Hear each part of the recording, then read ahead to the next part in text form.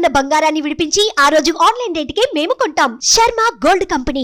నమస్తే, welcome to Suman TV. నేను గీతాంజలి. ప్రస్తుతం మనతో పాటు సనాతన్ ట్రావెలర్ ప్రమోద్ కుమార్ ఉన్నారు. వారితో మాట్లాడదాం. హలో ప్రమోద్ గారు, నమస్తే అండి. నమస్కారం అక్క. పేరేంటి అసలు చాలా మందికి తెలియదు. యాక్చువల్లీ నేను 1 minute షార్ట్స్ చేస్తా కాబట్టి నాకు లైక్ సబ్స్క్రైబ్ అనే ఆప్షన్ కూడా ఉండదు. సో నా పేరు ఎప్పుడు చెప్పుకునే ఆప్షన్ లేదు, అవకాశం లేదు. సో సనాతన ట్రావెలర్ అనే పేరు తెలుసు అందరికి, బట్ నా పేరు ప్రమోద్ కుమార్. ప్రమోద్ కుమార్ గారు, okay. Welcome to Suman TV. Yeah, thanks. చాలా సంతోషం మిమ్మల్ని కలవటం. ముఖ్యంగా షార్ట్ వీడియోస్ అన్నారు కదా, నేను అలాగే కనెక్ట్ అయ్యాను, సబ్స్క్రైబ్ చేసుకున్నాను. Thank you so much. అంటే మీలాంటి వాళ్ళ వల్ల ఏంటంటే ఇప్పటి జనరేషన్ కి తెలుస్తున్నాయి అసలు మన పురాణాలు ఏంటి, ఎవరు ఎందుకున్నారో, మనకి ఏం నేర్పిస్తారు, ఎవరిని చూసి మనం ఏం నేర్చుకోవాలి, అసలు మన హిందూ ధర్మం అంటే ఏంటి, ఏం చెబుతోంది, కమింగ్ జనరేషన్స్ ఎలా ఉండాలి ఏంటి అనేది మీలాంటి వాళ్ళ వల్లే తెలుస్తుందండి. So seriously to be frank మాట్లాడుకుంటే, సో ఆ విషయంలో థ్యాంక్ యూ చెప్తాను. అండ్ మీరు ఇదే వే కంటిన్యూ చేయాలని కూడా చెప్తాను. సో చాలా క్వశ్చన్స్ ఉన్నాయి, మీరు ఇలా వస్తున్నారన్నప్పుడు చాలా మంది ఈ క్వశ్చన్స్ అడగండి, చాలా బాగా చెప్తారంటూ మాకు చెప్పిన వాటిలో రామాయణం ఎవరికి ఇష్టం ఉండదు? అందరూ ఏదో ఒక టైంలో మనకు అన్వయించుకుంటాం. అది బాల్యంలోనే కావచ్చు, యవ్వనంలో కావచ్చు, వివాహం టైంలో కావచ్చు, చనిపోయే వరకు కూడా ఏదో ఒక రకంగా రిలేట్ అవుతుంది రామాయణం అనేది. వీటి గురించి మాట్లాడేటప్పుడు అండి, రావణుడు శివయ్య అప్పర భక్తుడు.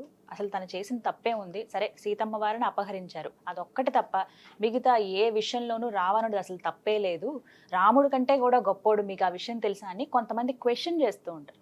అలాంటి వాళ్ళకి మీరు ఇచ్చే సమాధానం ఏంటి? ఇప్పుడు మనకి తండ్రి పెట్టిన పేరు ఒకటి ఉంటుంది, గొప్ప గొప్ప అనే వాళ్ళకి ఇదే ఆన్సర్. తండ్రి ఒక పేరు పెడతాడు. రాముడికి పేరు పెట్టింది తండ్రి కాదు, వశిష్ఠుడు, కులగురువు.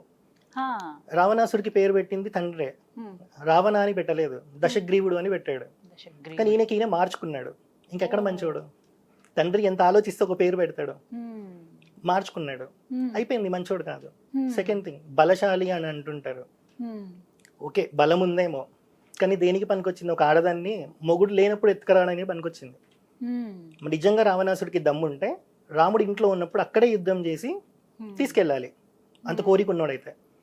కానీ ఎందుకు భయపడ్డాడంటే, శూర్పణఖ ఫస్ట్ ముక్కు చెవులు కోయించుకున్నాక రావణాసు దగ్గరికి పోదు, కరుడు అని అదే ప్రాంతంలో పరిపాలిస్తున్న ఒక రాజు దగ్గరికి పోతుంది. అంటే రావణాసుడు ఫాదర్కే పుడతాడు, కానీ పాక అనే ఆడదానికి పుడతాడు, అంటే రాక్షస స్త్రీకే. సో అక్కడ ఆయన పరివారం అంతా 14,000 మంది సైన్యంతో ఉంటాడు, అక్కడికి పోతుంది. దీని తర్వాత రావణాసు దగ్గరికి పోతుంది. ఇక్కడ ఏమవుతుంది అని అంటే, కరుడు అన్న అన్నప్పుడు చెల్లి మీద ఆబ్వియస్లీ ఇష్టం ఉంటది కదా, కానీ ఏ తప్పు చేసినావనే ఇట్లా ముక్కు కోసాడు అనే అడగడు. నల్లత్రాజు పాముల నీ దగ్గరికి ఎవడో వచ్చాడు అంటాడు. సో ఈమె కన్న సపోర్ట్ దొరికింది కాబట్టి అన్న ఏం చేస్తుంటే ఫస్ట్ ముగ్గురిని పంపిస్తాడు, ఒకటే బాణంలో ముగ్గురిని రాముడు చంపేస్తాడు. ఇది చూస్తుంది శూర్పణఖ.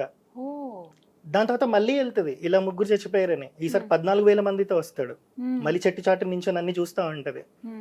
1:12 అంటే 72 minutes లో 14,000 మంది కరదూషణలని మొత్తం అందరిని చంపేస్తాడు రాముడు. ఎప్పుడు బాణం తీసాడు, ఎప్పుడు ఎక్కువ పెట్టాడు తెలియకుండా చంపేస్తాడు. అంటే ఇది విన్నానండి నేను, రాముల వారు చాలా ఫ్రాక్షన్ ఆఫ్ సెకండ్స్ లో బాణం వదులుతారట కదా. అవును, ఎప్పుడు వదిలేడో కూడా కనబడదు.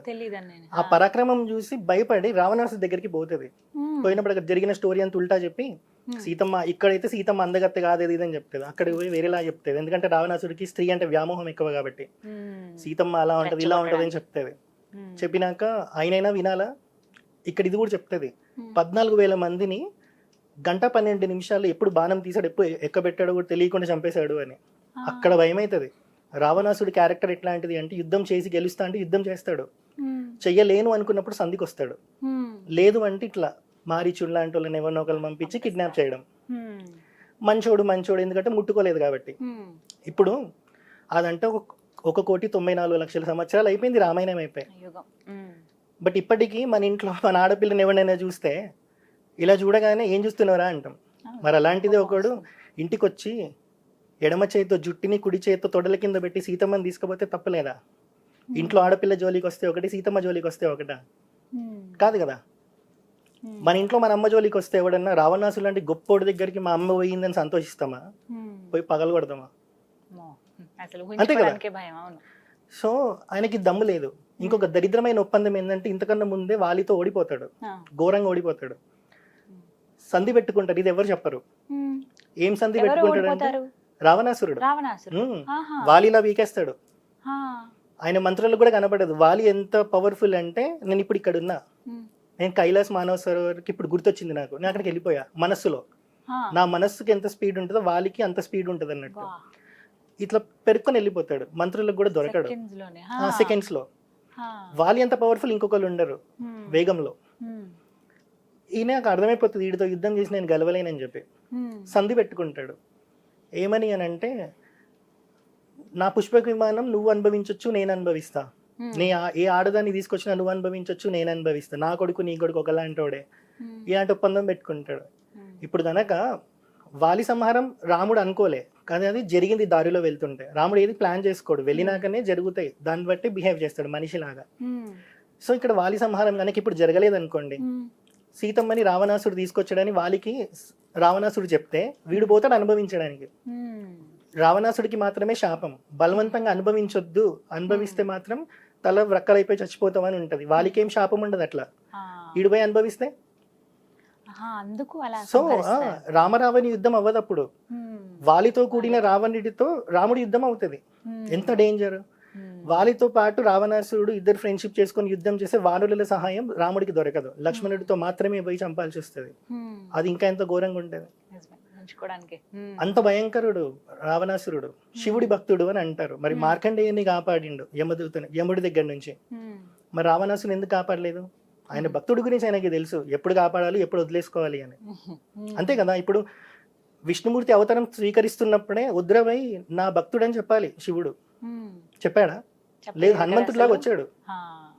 హనుమంతుడు ఎవరు? శివుడి అష్టమూర్తుల్లో వాయువు ఒకళ్ళు, ఆయన కొడుకు హనుమంతుడు. హనుమంతుడు. మరి అవును. ఎక్కడొచ్చాడు? ఉమ్.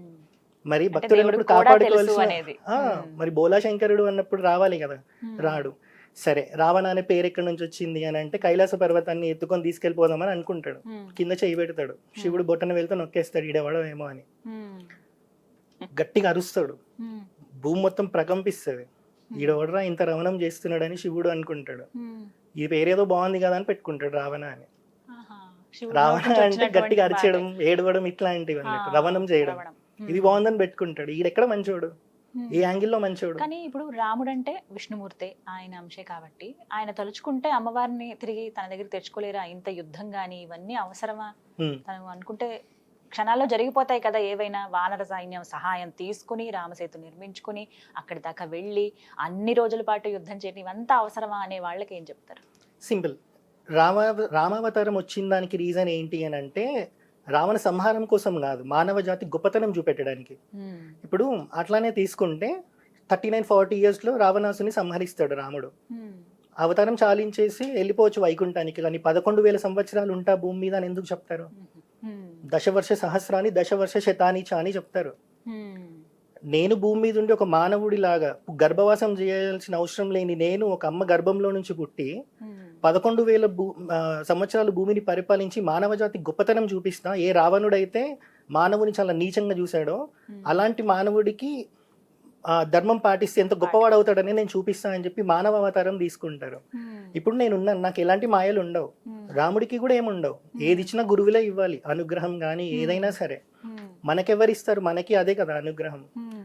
కృష్ణ అవతారం వేరే, అది పరిపూర్ణ అవతారం. ఈయన పూర్ణ అవతారం, ఉమ్. పరిపూర్ణ మానవుడిగా వచ్చిన పూర్ణ అవతారం. ఉమ్. కాబట్టి నీకు ఏముండవు. అట్లా అనుకుంటే ముందేం జరుగుతుందో తెలియాలి. ఉమ్. వానరుల సహాయం కూడా అవసరం లేదు, బ్రిడ్జ్ కట్టాల్సిన అవసరం లేదు. ఉమ్. మనిషి ఎలా నడిచారో అలానే నడిచారు. ఆయనకి ఎమోషన్స్ ఉంటాయి, బాధ ఉంటది, కోపం ఉంటది, అన్నీ ఉంటాయి రాముడికి. అనుభవించారు కదా ఆయన కూడా. ఉమ్. ఆకలి అయితే ఉమ్.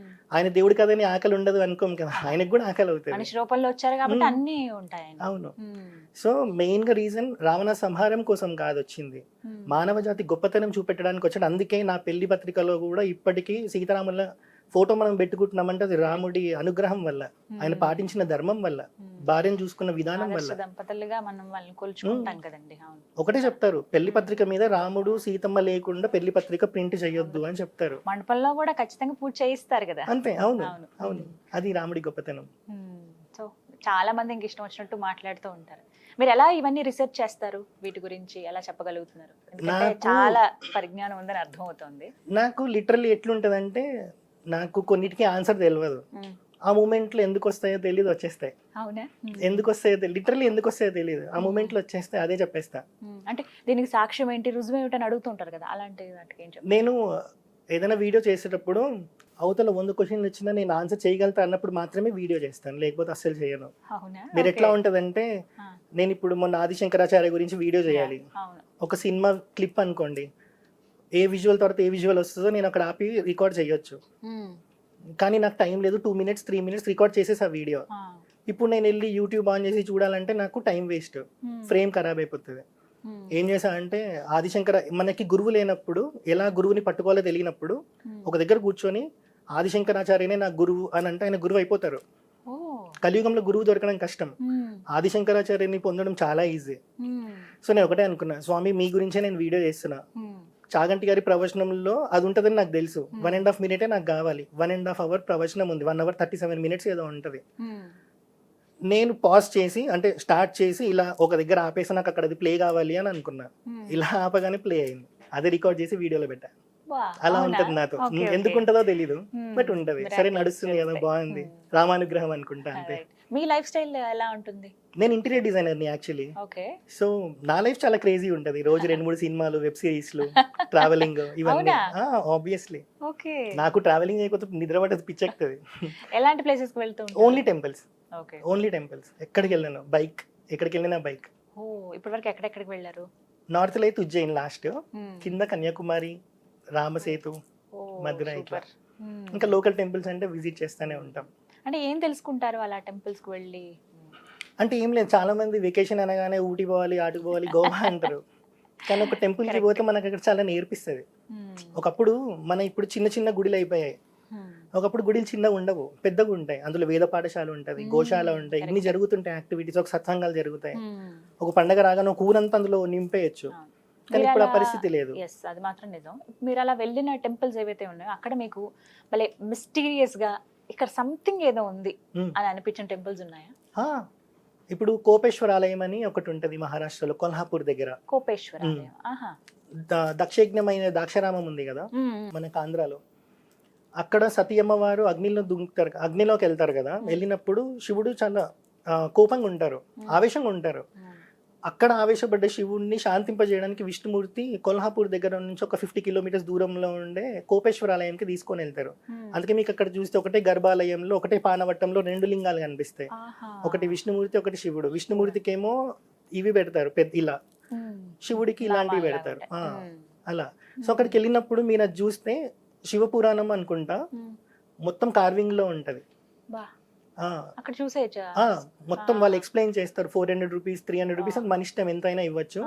మొత్తం ఎక్స్ప్లెయిన్ చేస్తారు, చాలా చిన్న ఊరు అన్నట్టు. మనందరూ స్వర్గ మండపం అని ఒకటి ఉంటది, ఎవ్రీ కార్తీక పౌర్ణమి రోజు రాత్రి 12 o'clock అనుకుంటా ఇలా స్వర్గ మండపంలోకి మధ్యలో ఇలా రౌండ్ ఉంటది, చంద్రుడు వస్తారు సెంటర్ కి. ఏ క్యాలిక్యులేషన్స్ లేకుండా కార్తీక పౌర్ణమి రోజు మాత్రమే సెంటర్కి వచ్చేటట్టు ఎలా కడతారు గుడి. అది మళ్ళీ గుడి ఐలాండ్ అలా ఉంటాయి, 3 sides వాటర్ ఉంటాయి, కృష్ణా రివర్ ఫ్లో అవుతా ఉంటాయి. అట్లా మనం ఇక్కడ తెలుసుకుంటుంటే మన చరిత్ర ఏంటో తెలుస్తూ ఉంటది. ఎందుకంటే 2 temples ఎప్పుడు ఒకలాగా ఉండవు. ఇక్కడ ఎక్కడో జరిగిన దక్షయజ్ఞం అక్కడికి లింక్ ఉంది, ఆ ఎవరికి తెలియదు. మళ్ళీ అది ఇక్కడ అయిపోయిందని అనుకుంటాం, దీనివల్ల 18 శక్తిపీఠాలు వచ్చాయని అనుకుంటాం. కానీ ఇక్కడ కోపంగా ఆవేశంగా ఉన్న శివుని అక్కడికి తీసుకెళ్లి శాంతింపజేస్తారు, అందుకే అది కోపేశ్వర ఆలయం. విష్ణుమూర్తి పేరు దోపేశ్వర్ అని ఉంటది అన్నట్టు. సో ఇట్లా మనం డిఫరెంట్ చరిత్ర మనకి కనెక్ట్ చేసుకోవచ్చు ఒక్కొక్క టెంపుల్ ని మనం విజిట్ చేస్తుంటే. ఇట్లాంటివి చాలా అనిపిస్తాయి. ఇది బెస్ట్ అనిపించింది, నేను ఒకటి చెప్పాను అంతే. భయం వేసిందా ఏదైనా టెంపుల్ కి వెళ్ళినప్పుడు? భయం ఏమి ఉండదు, ఎందుకంటే చాలా మంది ఇప్పుడు ఇంట్లో ఒక్కళ్ళు ఉండాలంటే భయపడతారు, దయ్యం ఉంటుందని భయపడతారు. దేవుడు ఉన్నాడని నమ్మినప్పుడు దయ్యం ఆబ్వియస్లీ ఉంటుందని నమ్మాలి, అది ఆడిష్టం, నమ్మకపోవడం. కానీ దయ్యం ఉందని నువ్వు భయపడ్డప్పుడు దేవుడు నన్ను ధైర్యం తెచ్చుకోవచ్చుగా, ఆ విషయం ఎవడికి గుర్తురాదు. అది కాన్షియస్నెస్ లో లేకపోవడం అంటే. అక్కడ కాన్షియస్ గుడ్నోడే కదా బ్లిస్ఫుల్నెస్ ఫీల్ అవుతాడు. నెగటివ్ దయ్యం అని చూస్తాం కానీ చీకట్లో కూడా దేవుడు ఉంటాడు కదా. అవును. సో అలా మీకు ఎప్పుడు భయం అనిపించలేదు? నేను అందుకే ఏం చేశానంటే ఒకసారి ఒక 1 week అంతా హారర్ సినిమాలే చూసిన, ఇంట్లో ఎవరు లేరు, మొత్తం హారర్ సినిమాలే చూడాలి, అమ్మ లైట్ కూడా వేయద్దు రాత్రి అన్నట్టు హారర్ సినిమాలే చూసా, మొత్తం హారర్ సినిమాలే. పోయిందా ఇంతే నా. ఇప్పుడు ఏంటంటే ఏదైనా సినిమాలో దయ్యం కనిపిస్తుంది అని అంటే ఇప్పుడు వచ్చేస్తుంది దయ్యం అనిపిస్తుంది. అలా అంత లైట్ తీసుకుంటున్నారు అంతే అన్నమాట. అంతే. మళ్ళీ మళ్ళీ మీకు వెళ్ళాలనిపించిన టెంపుల్ ఏదన్నా ఉందా? నాకు రామ్ సేతు, అవునా? నాది ఎమోషన్ కదా, ధనుష్కోటి. అదొక్కటి మంచిగా అనిపిస్తుంది. రామేశ్వరం టెంపులా లేకపోతే ధనుష్కోటి? ధనుష్కోడి. ధనుష్కోటి. నాకు ఒక డ్రీమ్ ఉండే, అక్కడ 4 లాయన్స్ ఉంటాయి కదా, అలా ఇలా పిల్లర్ ఉంటది, అవును. నా బైక్ మీద దాని చుట్టూ ఒక సర్కిల్ అయినా కొట్టాలి, వీడియో కావాలి అని ఉండే. ఆ రోజు అయ్యింది అది. అయిపోయింది అది. 3 టైమ్స్ కొట్టాను. పోలీస్ వాళ్ళు ఉన్నారు, మాది టిఎస్ బోర్డ్ అని చెప్పి వాళ్ళు ఏం అనలేదు, టైం అయిపోయినా సరే ఒక వీడియో తీసుకుంటామంటే తీసుకోండి అన్నారు. అవునా? అది లైఫ్ టైం మెమరీ. పోన్లేండి, మంచిదే. మేము రీసెంట్ గా వెళ్ళాము ఓ, ధనుష్కోటి. చాలా అద్భుతమైన ప్రదేశం. అవును అవును మెయిన్ శివయ్యని అలా చూడటమే ఒక భాగ్యం. అవును అవును. అలా మనకి వేరే పెద్ద టెంపుల్స్ ఎక్కడ అసలు అదే కదండి. ప్రదక్షిణ చేయడానికి కుదరదు. రామేశ్వరంలో మనం గర్భగుడిలో ప్రదక్షిణ చేయొచ్చు, అవునా? తిరగొచ్చు, చుట్టూ ఇక్కడ ఖాళీ బయట ప్లేస్ కదా. అవును అవును.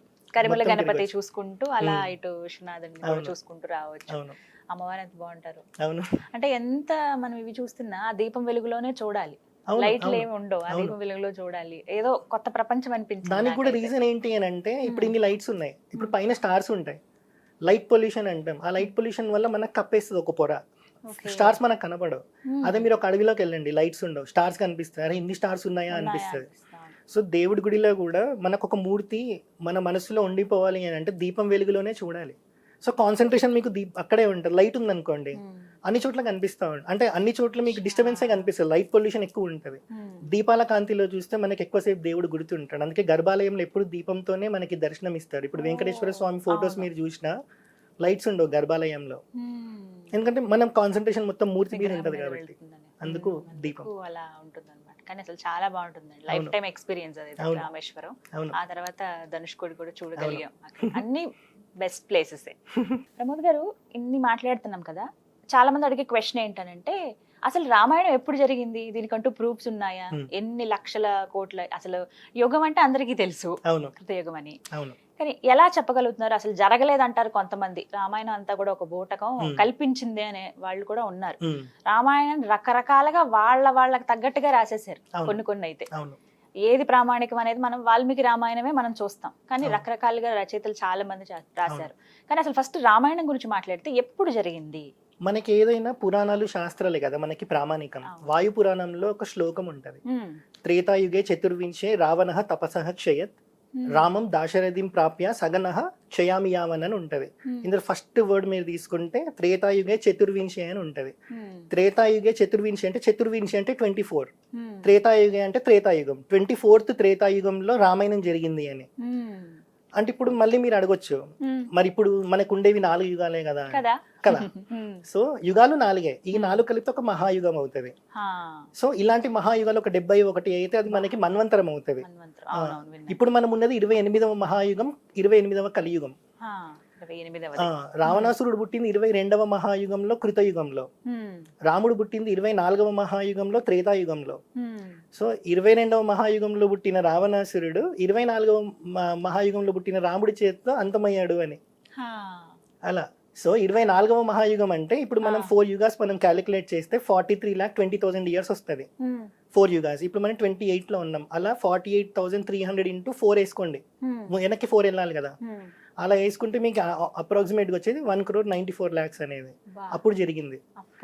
ఇప్పుడు వచ్చి ప్రామాణికము అది ఇది అని అడిగితే, అందుకే వాల్మీకి మహర్షి కూడా అంత తెలివి తక్కువ ఏం కాదు, రాసేటప్పుడే కొన్ని సెట్ ఆఫ్ రూల్స్ పెట్టాడు, ఇది మాత్రమే వాల్మీకి రామాయణం అని. ఏంటి అని అంటే, ఇప్పుడు ఎవరు ఇన్ని 300 రామాయణాలు ఉన్నాయని అంటారు, ఎవరు రామాయణం రాసిన ఒకటే పేరు పెట్టారు రామాయణం అని, కానీ వాల్మీకి మహర్షి 3 పేర్లు పెట్టాడు. ఒకటి శ్రీరామాయణం అని పెట్టారు, ఇంకోటి సీతాయ చరితం మహత్ అని పెట్టారు, మూడవది పౌలస్య వధ అని పెట్టారు అన్నట్టు. ఇలా మీకు ఏ పేర్లు కనబడవు. ఇదొకటి వాల్మీకి రామాయణం అని చెప్పడానికి ప్రూఫ్. సెకండ్ ప్రూఫ్ ఏంటి అని అంటే, వాల్మీకి రామాయణంలో ప్రతి శ్లోకం సంగీతానికి కట్టుబడి ఉంటుంది, సంగీతంకి కొన్ని సెట్ ఆఫ్ రూల్స్ ఉంటాయి.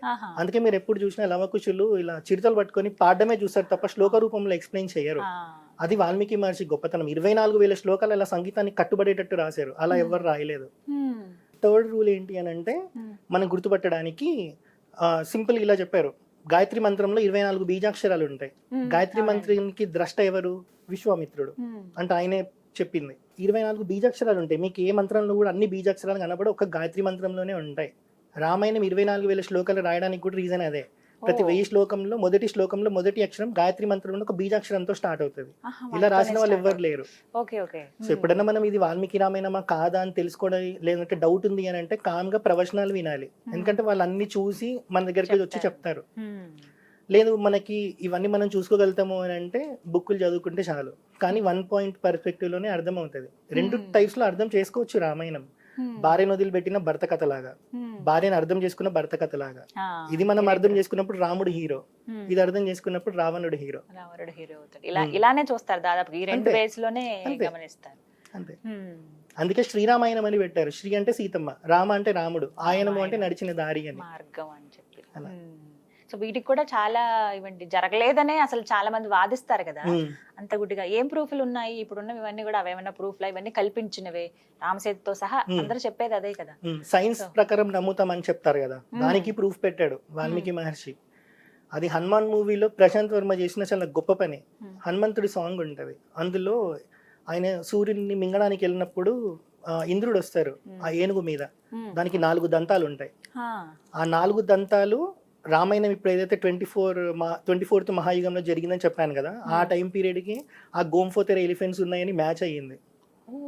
మన వాళ్ళకి ఎట్లా తెలుస్తుంది 4 కొమ్ములు 4 దంతాలు ఉన్న ఏనుగులు అప్పట్లో ఉన్నాయని? టైం లైన్ ఎట్లా మ్యాచ్ అయ్యింది? సో ఇవన్నీ ఎవరు చెప్పరు. జానకిరామ్ కాస్మిక్ ట్యూబ్ ఛానల్ అని ఉంటుంది, అందులో లైక్ రామాయణం గురించి చాలా డౌట్స్ ఉన్నాయి. వానరులు అసలు అది ఒక సెపరేట్ జాతి ఉండేదా, లేకపోతే ఇప్పుడు మనం చూస్తున్నటువంటి ఈ వానరులు అవి ఇవి ఒక్కటేనా? నాకు కూడా డౌటే, అది వివరించండి. ఇప్పుడు మనకి లిస్టే ఉంటది ఎంతమంది వానరులు యుద్ధానికి వెళ్ళారు అని చెప్పి, ఒక కౌంటే ఉంటది వాల్మీకి రామాయణంలో. అందులో మీరు చూసే కోతులు, కొండముచ్చులు ఇవన్నీ ఉంటాయి కదా, జాంబవంతుడు, ఇట్లాంటి బీర్లు ఉంటాయి, ఇవన్నీ వెళ్తాయి అని చెప్తారు యుద్ధానికి. మనకి వాలి, సుగ్రీవుడు, హనుమంతుడు వీళ్ళు నరవానరులు. నరవానరులు వేరు, పూర్తి వానరులు వేరు. అది డిఫరెన్స్ అన్నట్టు. వీళ్ళు రావడానికి కారణం ఏంటంటే, ఎవడైతే రావణాసుడు గొప్ప గొప్ప అని అంటుంటారో అలాంటి రావణాసుడు ఒకసారి యవనంలో ఉన్నప్పుడు పుష్పక విమానంలో కైలాస పర్వతం మీద నుంచి పోతుంటాడు. శివుడు పార్వతి అమ్మవారు అక్కడ నాట్యం చేస్తుంటే విమానం ఆగిపోతుంది. ఈవెన్ ఇప్పటికి కూడా కైలాస పర్వతం మీద నుంచి విమానాలు పోవు, అప్పుడు కూడా ఆగిపోతుంది. ఎవరు అయినా ఎవరా శివుడు ఒకసారి చూడండి అని పంపిస్తాడు. పెద్ద పొగరు ఎక్కువ కదా సార్కి. అయితే నంది వస్తారు అన్నట్టు, ఇక్కడ నుంచి విమానం పోదు నీది, ఆగమనే చెప్తారు. నువ్వు కోతిలాగా ఉన్నావు అని చెప్పి నవ్వుతాడు అన్నట్టు. ఓ కోతిలాగా ఉన్నా అని చెప్పి నవ్వుతున్నావు, ఎటకారం చేస్తున్నావు కాబట్టి అదే కోతులతో నీకు భంగపాటు ఉంటది అని చెప్తారు. అప్పుడు దేవతలు నంది మీద పుష్పవృష్టి కురిపిస్తారు. రావణాసుడు చచ్చిపోవడానికి ఒక బీజం పడ్డది అని. అలా వచ్చిన వాళ్ళు నరవానరులు. విష్ణుమూర్తి మానవుడిగా వస్తా అని చెప్పే ముందే దేవుళ్ళందరూ దశరథుడు చేస్తున్న పుత్రకామేష్టి యాగానికి వస్తారు. అప్పట్లో ఎవరైనా యజ్ఞం యాగం చేస్తున్నారు అంటే హవిస్సు తీసుకోవడానికి దేవతలే వచ్చి కూర్చునేవాళ్ళు. అలా అందరూ మీటింగ్ పెట్టుకుంటారు. ఇప్పుడు మనం కూడా అంతే కదా, సైమా అట్లాంటి అయినప్పుడు సినిమా ఉందో ఒకసారి అనిపిస్తుంది పోతాం కదా, అలా అందరు కూడా వస్తారు అన్నట్టు.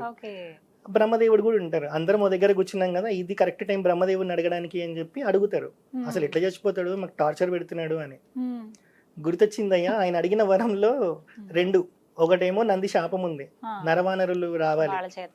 సెకండ్ది మానవ అవతారం తీసుకుంటారు విష్ణుమూర్తి. ఎందుకంటే మనిషి చేతిలో అది కోరుకోడు. మనిషి చేతిలో నాకు చావు ఉండదా, మనుషులు నీచం అన్నట్టు మాట్లాడతాడు అన్నట్టు. ఎవడు అడగడు, ఆయనే చెప్తాడు. బ్రహ్మదేవుడు అడిగినప్పుడు చెప్తే అది వేరు, ఆయన సొంతంగా చెప్తాడు అన్నట్టు. వాళ్ళెంత ఆఫ్టర్ ఆల్ అన్నట్టు. కాబట్టి విష్ణుమూర్తి రాముడిగా వచ్చాడు. ఇప్పుడు ఇక్కడ నరవానరులు రావాలంటే అప్పుడు బ్రహ్మదేవుడు ఏం చెప్తారంటే, దేవతలకి పిల్లలు పుట్టరు అని పార్వతీదేవి శాపం పెడుతుంది. స్కందుడి చరిత్రలో ఉంటది, సుబ్రహ్మణ్య షష్ఠిలో ఉంటది. సో మీకు పిల్లలు పుట్టారు కాబట్టి మీరేం చేయండి అని అంటే, నాగకాంతల యందు, శ్రేష్టమైన వానర స్త్రీల యందు ఇట్లా మీరు మీ అంశాలను వదలండి అని చెప్తారు అన్నట్టు. అలా వచ్చిన వాళ్ళు నరవానరులు. అలా బల్లూకాలు అంత పెద్ద లిస్టే చెప్తారు రాముడితో పాటు వెళ్ళిన యుద్ధానికి వెళ్ళినవి. సో వానరులు వేరు, నరవానరులు వేరు.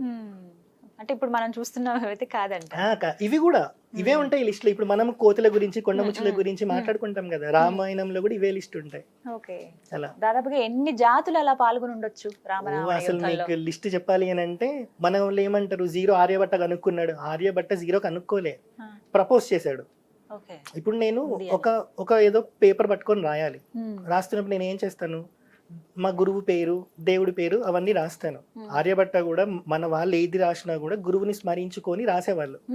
ఇప్పుడు లేకపోతే ఆర్యభట్ట మొన్న 2500 ఇయర్స్ బ్యాక్ 2000 ఇయర్స్ బ్యాక్ అనుకోండి, మరి అందులో అక్షౌహిణి సౌన్యం అని చెప్పారు అన్నట్టు, అక్షౌహిణి సైన్యము అని చెప్పి 9 తర్వాతనే కదా 0 రావాలి, దాని తర్వాతనే కదా థౌజండ్స్ ల్యాక్స్ క్రోర్స్ వస్తాయి. సో బయటికి ప్రపోజ్ చేసింది ఈయన. 0 లేకపోతే 9 దగ్గర నెంబర్ ఆగిపోవాలి. నేను ఇందాక ఏం చెప్పాను, అజామిలో బాక్యానంలో 9 మంది కొడుకులు అని చెప్పిన పిల్లలు. అలా ఆయనకు 11 పుడితే 11 అనే చెప్తాను కదా. సరే 33 కోట్ల దేవతలు అన్నప్పుడు 33 అని అంటారు. 9 దాటితేనే కదా 33. సో అది వాళ్ళు కూడా ఎప్పుడు నేను ఇన్వెంట్ చేశాను, నేను చెప్పినా అని చెప్పరు, ప్రపోజ్ చేశారు ఆయన. అది జనాలు అట్లా అర్థం చేసుకోకుండా ఆర్యభట్ట 0 కనుక్కున్నాడు అని ఎగురుతా ఉంటారు అన్నట్టు. అంతకన్నా ముందే మహాభారతంలో కూడా ఎంతమంది సైన్యం వచ్చారో మొత్తం లిస్టే చెప్తారు కదా. అలా మన దగ్గర ప్రాబ్లం చాలా మంది. అసలు ఆ లిస్ట్ చూస్తే వాళ్ళకున్న బలం చూస్తే వాళ్ళు దేనిని అసలు హనుమంతుడికి గద ఉండదు రామాయణంలో. ఆయనే ఒకటే చెప్తారు, నాకు చేతులు చాలు, రావణాసుని ఇలా పట్టుకొని గుండెల మీద కొడితే అద్దిరిపోతాడు రావణాసురుడు, అంత బలవంతుడు హనుమంతుడు. సో వాళ్ళకి ఏంటి, కొండలు చెట్లు ఇవే వాళ్ళ ఆయుధాలు. క్లియర్ గా రామాయణంలో మెన్షన్ చేసి ఉంటది. గద తర్వాత వచ్చింది. వారిద్దరు అనుబంధం గురించి కూడా చాలా చెప్తారు కదండి, అలాంటివి ఏమన్నా కొన్ని అంశాలు? ఎవరి అనుబంధం? రాముడు హనుమంతుడు. రాముడికి హనుమంతుడు పరిచయం అయింది అరణ్యకాండలో, కిష్కింద కాండ స్టార్ట్ కాక ముందు. ఇంకొకటి ఏంటి అని అంటే, రాముడిని ఫస్ట్ టైం ఆయన చూడగానే భక్తుడైపోతాడు. ఎందుకంటే కొందరిని చూసినప్పుడు మనకు అనిపిస్తుంది, ఈవెన్ ఇప్పుడు చెప్పాలి లిటరల్ గా అంటే చెలం అని చెప్తాం కదా, ఆయన దేవుని నమ్మడు, అతిష్ట అని చెప్తుంటారు. రమణ మహర్షి అలా వస్తుంటే ఈయన వస్తున్నాడా చూద్దామని చెప్పి సుట్ట పట్టుకొని తాగుతా ఉంటాడు. రమణ మహర్షి అలా వెళ్తుంటారు, వదులుతాడు పొగ. రమణ మహర్షి ఇలా ఒక చూపు చూస్తాడు, ఫ్యాన్ అయిపోతాడు. చలం స్మృతులని బుక్కే రాస్తాడు. ఇప్పుడైన సమాధి కూడా అరుణాచలంలో రమణాశ్రమంకి ఎదురుగానే ఆయన ఇలా పడుకున్నప్పుడు మనం చూస్తాం కదా, అలా రమణాశ్రమం వైపు చూసినట్టే ఉంటది అని చెప్తారు. గిరి ప్రదక్షిణ చేసేటప్పుడు ఉంటది అలా. సో రాముని ఫస్ట్ టైం చూసినప్పుడు హనుమంతుడి ఫీలింగ్ కూడా అదే. సన్యాసి లాగా వస్తాడు, కానీ సన్యాసి ఎవరి పాదాలు మొక్కొద్దు, కానీ రాముడికి మొక్కుతాడు. ఎందుకు అని అంటే ఆయన సన్యాసి కాదు, కానీ ఆ పారవశ్యం రాముడిని చూడగానే ఇక నా లైఫ్ అంతా ఈయనకే అని అనుకుంటాడు అన్నట్టు. అప్పటి వరకు రాముడి గురించి తెలీదా? మీరు అందుకే ఇక్కడ చూసే శంషాబాద్ లో ఒక గుడి ఉంటది, అమ్మపల్లి టెంపుల్. అలా హనుమంతుడు ఉండరు. రాముడు అక్కడికి వచ్చి కూర్చున్నప్పుడు ఇంకా హనుమంతుడు పరిచయం కాలే కాబట్టి. భద్రాచలంలో కూడా ఉండరు కదండి. భద్రాచలం చరిత్ర నాకు తెలియదు. ఈ రామాయణం మాత్రం భద్రాచలంలో జరగలేదు, అది వేరేది. ఈ రామాయణం పంచవటి నుంచి ఇట్లా వెళ్ళింది కిష్కింద అట్లా. మీరు మళ్ళీ భద్రాచలంలో జరిగిన రామాయణము అని అంటాం కదా, అది తీసుకుంటే ఈ రూట్ మ్యాచ్ అవ్వదు, లేపాక్షి మ్యాచ్ అవ్వదు, ఏది మ్యాచ్ అవ్వదు. కొంచెం కాంట్రడిక్షన్ ఏం లేదు, కాంట్రడిక్షన్ అంటే మరి అక్కడ పర్ణశాల, అక్కడి నుంచి రావణుడు తీసుకెళ్ళాడు సీతమ్మని చెప్తారు కదా. దీంట్లో మళ్ళీ మనం చూస్తే పురాణానికి 5 లక్షణాలు అని ఒక శ్లోకం ఉంటది. సర్గశ్చ ప్రతిసర్గశ్చ వంశో మన్వంతరాని చ వంశానుచరితం చేయో పురాణం 5 లక్షణం అని. 5 లక్షణాలు ఉన్నప్పుడే అది పురాణం అవ్వాలి, ఎవడు పడితే వాడు రాయొద్దని చెప్పారు వ్యాసుడు. స్టాంప్ వేసేసాడు, రాజమౌళి వేసినట్టు. సో ఏంటంటే దాంట్లో క్రియేషన్ గురించి ఉండాలి, సృష్టి ఎలా నాశనం ఎలా అంతమయ్యింది దాని గురించి ఉండాలి. డిఫరెంట్ ఇందాక నేను చెప్పాను కదా 71 మహాయుగాలు అయితే ఒక మన్వంతరం అవుతుంది అని, ఇలాంటి మన్వంతరాలు జరిగిన చరిత్ర ఉండాలి. సో రామాయణం ఒకసారి జరిగింది కాదు, మల్టిపుల్ టైమ్స్ జరిగింది. అంటే జరిగిన ప్రతిసారి ఒకేలాగా జరుగుతుందా, కొంచెం మార్పులు ఉంటాయా? మార్పులు ఉంటాయి అప్పటి సిచ్యువేషన్ ని బట్టి. ఎందుకంటే ఇప్పుడు రాముడు పూర్ణావతారంగా వచ్చారు, మేబీ పరిపూర్ణావతారంగా రావచ్చు అప్పట్లో. సీత అంటే రావణ సంహారం కోసం ఇప్పుడు రావణాసురుడు ఆడ చచ్చిపోవడానికి ఆడే జాతకం చూసుకున్నాడు అని చెప్తుంటారు రావణాసుడి ఫ్యాన్స్. అంత గొప్పడేం కాదు, అది మేబీ వేరే రామాయణంలో ఎక్కడైనా ఉండొచ్చేమో, అది మనం చెప్పలేము. అవేలా బయటకు వచ్చాయి మరి? పురాణ లిటరలీ చెప్పాలంటే మన దగ్గర ఉన్న నాలెడ్జ్ 0.001% కన్నా తక్కువ. సో పురాణాలు ఏదైతే ఇప్పుడు మనకి మహాభారతం ఉంది, 1,00,000 శ్లోకాలు అంటారు, మనకి 1,00,000 శ్లోకాలతో దొరకట్లేదు ఇప్పుడు. ఈవెన్ నేను ఎన్ని కొన్నాను 20-30,000 పెట్టి పురాణాలు అన్ని కొన్నా, ఎవరి దగ్గరకు పోయినా ఒకటే అంటారు, శ్లోక తాత్పర్యం లేదు, ఓన్లీ తాత్పర్యం మట్టుకే ఉంది, శ్లోకాలతో పాటు దొరకట్లేదు అని అంటారు. అంటే మన నాలెడ్జ్ ఎంత ఉందో ఆలోచించండి. ఉన్న దాంట్లో నుంచి మనం తెలుసుకుంటున్నాం కొన్ని. ఇంకోటి వేదంలో 1134 శాఖలు ఉంటాయని చెప్తారు వేద పండితులు. మనకి రిటర్న్ లో అవైలబుల్ ఉన్నాయి 6, వాక్ రూపంలో అవైలబుల్ ఉంది ఒకటే 4 వేదాలలో. అంటే 1134లో 7 అవైలబుల్ ఉన్నాయంటే ఎంత నాలెడ్జ్ ఉంది మన దగ్గర. అందులో ఏమేమి ఉన్నాయో ఏమేమి పోయాయో తెలియదు. రామాయణం మల్టిపుల్ టైమ్స్ జరిగింది, కానీ 100% ఇన్ఫర్మేషన్ అందులో కూడా ఉందా అని అంటే మనకి వాల్మీకి రామాయణంలో 24,000 శ్లోకాలతో ఉన్నట్టు పురాణాల్లో అంత లేదు. ఆధ్యాత్మ రామాయణం రామచరిత మానసం అని ఉంటది. కాకభూషుండి శివుడు హంసలాగా వెళ్ళినప్పుడు చెప్పింది రామచరిత మానసం, తులసిదాస్ రాసింది. ఈ రామాయణానికి దానికి వేరే తేడా ఉంది. అదే అంటున్నాను, చాలా డిఫరెంట్ మనం గమనించవచ్చు. కానీ అన్ని మనవే. కానీ ఈ మన్వంతరంలో ఈ కల్పంలో జరిగిన రామాయణం మాత్రం వాల్మీకి రామాయణం. దానికి ప్రూఫ్స్ ఇందాక నేను చెప్పినవి. దాన్ని ఇగ్నోర్ చేయడానికి లేదు. ఒకటేంటంటే రెండు మిక్స్ చేసి ఒకరిని హీరో చెయ్యొద్దు, అంతే కదా. ఈ రామాయణంలో ఏం జరిగిందో అది తీసుకొని మాత్రమే ఎవరు కరెక్ట్ అని చెప్పాలి. ఇప్పుడు ఒక సినిమా తీసాడు, వాడు హీరోని చూపిస్తానే ఉంటాడు ఫస్ట్ నుంచి. కానీ వాల్మీకి మహర్షి కానీ వ్యాసుడు కానీ ఏదైనా రాసినప్పుడు వీడి విలను వీడి హీరో అని చూపెట్టరు. రావణాసుడు ఇలా చేశాడు, రాముడు ఇలా చేశాడు, నీకు ఏది నచ్చితే అది తీసుకో, డిసైడ్ చేయొద్దు అని చెప్తారు అన్నట్టు. ఎందుకంటే రాసినోడే డిసైడ్ చేయనప్పుడు మనం ఎట్లా డిసైడ్ చేస్తాం? సో రావణాసులాగా బతకాలి అని అంటే బతుకు, అది నీ choice. End of the day అర్థమవుతాయి అన్ని. రాములాగా బతుకుతావా రావణాసులాగా బతుకుతావా అనేది వదిలేశారు మనకి. ఎగ్జాంపుల్స్ గా చూపించారు మన లైఫ్ ఎలా ఉంటుంది అంతే. తీసుకుంటే thank you so much Pramod గారు. చాలా విషయాలు ఎప్పుడు 1 minute రీల్స్ లో అలా చూసే నేను ఇప్పుడు చాలా సేపు మాట్లాడగలిగాను. బట్ ఎపిసోడ్స్ వైజ్ గా వీడియోస్ లాగా ప్రేక్షకులకు అందిద్దాము. ఇంకా చాలా ఉన్నాయి మీతో మాట్లాడవలసినవి. ఇప్పుడు మేబీ కామెంట్స్ లో చాలా క్వశ్చన్స్ వస్తాయి, అవన్నీ సెలెక్ట్ చేసుకుని మళ్ళీ తప్పకుండా మనం షూట్ చేద్దాము, వీడియోస్ అవి ప్లాన్ చేద్దాం. Abhishek very all the best అండి. మీరు వెళ్తున్న ఈ మార్గం అనేది చాలా మంచి మార్గం. ఇలా చెప్పగలం అంతే మేము, కానీ ఎన్నో రాళ్ళు కూడా ఉంటాయి ఈ మార్గంలో. బట్ మీరు అవన్నీ దాటుకుంటూ వెళ్తూ ఉన్నారు. బట్ దేవుడే తోడుంటాడు అన్ని. థ్యాంక్ యూ అండి, నమస్కారం. హర హర మహాదేవ.